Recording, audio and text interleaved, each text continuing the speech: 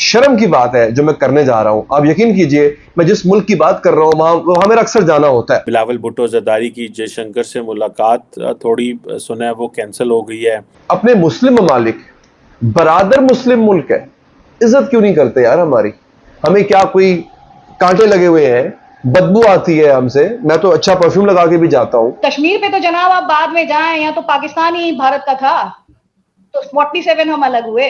खबर यह नाज़रीन कि दुबई पुलिस ने एक्शन लिया है, और दुबई पुलिस ने एक्शन लेते हुए तकरीबन 319 भिखारियों को गिरफ्तार किया है। और जो बिलावल साहब की मुलाकात हो जाती तो ज़्यादा अच्छा नहीं थी डॉक्टर जयशंकर से, कोई रास्ता बनता, कुछ आगे चीज़ चलती। ये एक मुझे लगता है जब कोई रास्ता नहीं दिखाई देता है तो आप एक तरफ बात करने लगते हैं कि आप बातचीत करेंगे, बातचीत की बात, और फिर दूसरी तरफ होता है घात। 319 भिखारी गिरफ्तार हुए हैं, और माशाल्लाह से अभी अगली जुमले में आपका सर फखर से बुलंद होगा, उसमें से 253 पाकिस्तानी है। आसिम मुनीर हैट्रिक पे है।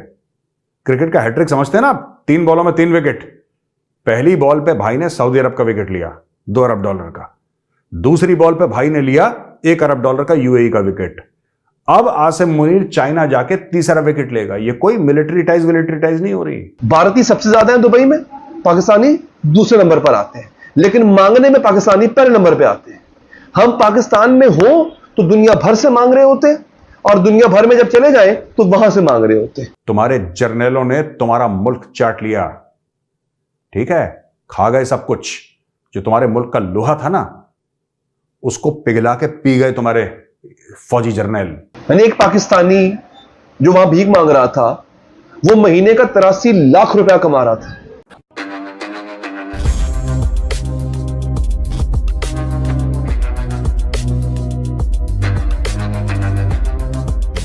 नमस्कार दोस्तों जल्द ही भारत सऊदी अरब, यूएई और अन्य गल्फ कंट्रीज के साथ एक मेगा डील साइन करने जा रहा है, जिसके तहत भारत अपने पावर ग्रिड्स को सऊदी अरब और अन्य गल्फ कंट्रीज के साथ जोड़ देगा।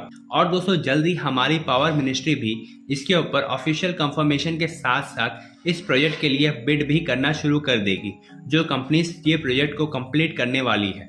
और दोस्तों ये प्रोजेक्ट बनने के बाद भारत का वन सन वन वर्ल्ड के इंफ्रास्ट्रक्चर को एक बड़ी बूस्ट मिलने वाली है, और इसके साथ साथ चाइना का वन बेल्ट इनिशिएटिव पर भारत का ये स्ट्रैटेजिकल जीत बनकर सामने आएगा। तो चलिए दोस्तों, इसी पर आगे पाकिस्तानी मीडिया का रिएक्शन देखते हैं। मेरा शुक्रिया अदा कीजिए, क्योंकि मैं आपको एक ऐसी खबर देने जा रहा हूं कि जिससे पाकिस्तानियों के सर जो है वो फखर से बुलंद नहीं होंगे, झुकेंगे। शर्म की बात है जो मैं करने जा रहा हूं। आप यकीन कीजिए, मैं जिस मुल्क की बात कर रहा हूं वहां मेरा अक्सर जाना होता है। हमने कभी कभी सोचता था कि यार क्या वजह है, आखिर हमारी इज्जत क्यों नहीं है ममालिक में? अपने मुस्लिम ममालिक, बरादर मुस्लिम मुल्क है, इज्जत क्यों नहीं करते यार हमारी? हमें क्या कोई कांटे लगे हुए हैं? बदबू आती है हमसे। मैं तो अच्छा परफ्यूम लगा के भी जाता हूं, अच्छे कपड़े पहन के जाता हूं, अंग्रेजी भी बोलता हूं, सब करता हूं। मतलब मैं वो सब कर रहा था जो बाकी करते हैं। अंग्रेजी भी अच्छी बोल रहा था, कपड़े भी अच्छे पहने हुए थे, कुछ थोड़े बहुत मैनर्स भी मुझे आते हैं कि डील कैसे करें, मैं सब कर रहा था। इज्जत नहीं मिल रही थी। फिर जब ये खबर मेरे सामने आई ना नाज़रीन, ये आज की खबर है, और फिर मुझे इस बात का एहसास हुआ कि हाँ, हमारी इज्जत जो है ना वो होना बनती नहीं है। जो माशाल्लाह से हमारा हाल है, हमारी इज्जत करना बनती नहीं है। हुआ क्या है, आइए मैं आपको खबर देता हूं। खबर यह नाज़रीन कि दुबई पुलिस ने एक्शन लिया है, और दुबई पुलिस ने एक्शन लेते हुए तकरीबन 319 भिखारियों को गिरफ्तार किया है। ये 300 भिखारी, दुबई के अंदर भीख मांगना जुर्म है, और संगीन जुर्म है। मैं आपको बताऊं, मैं आपको थोड़ी देर में बताऊंगा। मैं उम्रा करने गया था, मैंने मक्का हरम का अहाता, खाना काबा हरम के अंदर मैंने मांगते हुए देखा लोगों को। और जो औरतें मर्द मांग रहे थे वो किस तरह मांगते, मैं आपको स्टाइल भी बताऊंगा आज की वीडियो में। बड़ा इंटरेस्टिंग स्टाइल है मांगने का, वो मैं आपको बताऊंगा। लेकिन पहले चूंकि दुबई की बात हो रही है तो मैं आपको दुबई के बारे में बताता हूं। 319 भिखारी गिरफ्तार हुए हैं, और माशाल्लाह से अभी अगली जुमले में आपका सर फखर से बुलंद होगा, उसमें से 253 पाकिस्तानी है। कैसा? 253 पाकिस्तानी है। दुबई में जो सबसे ज्यादा तादाद है किसी फॉरेनर्स की, वो भारतीयों की है, और पाकिस्तानी जो है वो दूसरे नंबर पर आते हैं। भारतीय सबसे ज्यादा है दुबई में, पाकिस्तानी दूसरे नंबर पर आते हैं, लेकिन मांगने में पाकिस्तानी पहले नंबर पे आते हैं। हम पाकिस्तान में हो तो दुनिया भर से मांग रहे होते हैं, और दुनिया भर में जब चले जाए तो वहां से मांग रहे होते हैं। ये यहां पे इसको रिपोर्ट किया गया है। दुबई पुलिस का कहना है कि अवाम गदागरों को पैसे देने से इज्तनाब करे। अच्छा, अब मैं आपको बताऊं ना, अगर ये कमाते कितना थे, हालांकि मैं ये बताना चाहिए तो नहीं, क्योंकि इससे इंकरेजमेंट मिलती है, हौसला मिलेगा, अच्छा यार छोड़ो नौकरी, हम वहां जाके जो है वो दुबई में भीख मांगते हैं। आपके होश उड़ जाएंगे एक दफा अगर मैं आपको बता दूं ये कमाते कितना थे वहां से। नाज़रीन, पुलिस के मुताबिक गदागरों में 253 पाकिस्तानी है, 40 भारतीय शहरी हैं।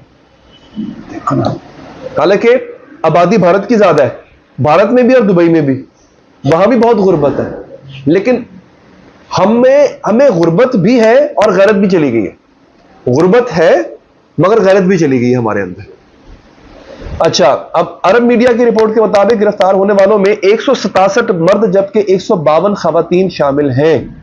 हमारे आर्मी चीफ रह चुके हैं बाजवा साहब, उन्होंने तो कहा था कि हम चाहते हैं कि टर्म्स बेहतर हों और एक साइड पर 10 साल के लिए रख दिया जाए कश्मीर को। इसके अलावा अभी रिसेंटली भी आई एम श्योर कि आप कुछ ना कुछ मीडिया को फॉलो करती होंगी पाकिस्तान के, हामिद मीर साहब जो जर्नलिस्ट हैं सीनियर, वो और नसीम ज़हरा, उनका एक क्लिप बड़ा चल रहा था कि जिसमें उन्होंने कहा कि जी बाजवा साहब ने कहा कि हम अभी जंग नहीं लड़ सकते, अभी हमारे पास फ्यूल नहीं है, सामान नहीं है, कुछ नहीं है। एक मुझे लगता है जब कोई रास्ता नहीं दिखाई देता है तो आप एक तरफ बात करने लगते हैं कि आप बातचीत करेंगे, बातचीत की बात, और फिर दूसरी तरफ होता है घात। जैसे मैं एग्जांपल दूंगी, आपके विदेश मंत्री बिलावल भुट्टो जरदारी इंडिया आएंगे एफसीओ समिट में पार्टिसिपेट करने के लिए, आपने भी शो किया था उसके ऊपर। तो उसके बाद क्या हुआ?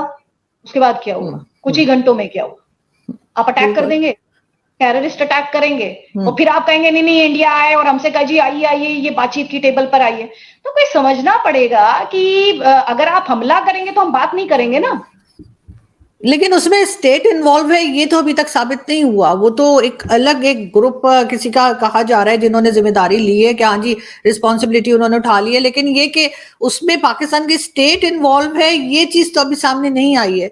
तो इसलिए उसके ऊपर तो बात की जा सकती है या नहीं? आपको लगता है नहीं हो सकती बात? देखिए आरजू, जब तक टेररिज्म की बात होगी ये कहना बहुत मतलब मुझे लगता है अगर मैं ये कहने लगूं कि पाकिस्तानी स्टेट की इन्वॉल्वमेंट के बिना कोई एलिमेंट्स जो ऑपरेट कर रहे हैं पाकिस्तान से, they can carry out an attack on India और in India, I really don't buy that, I don't believe that.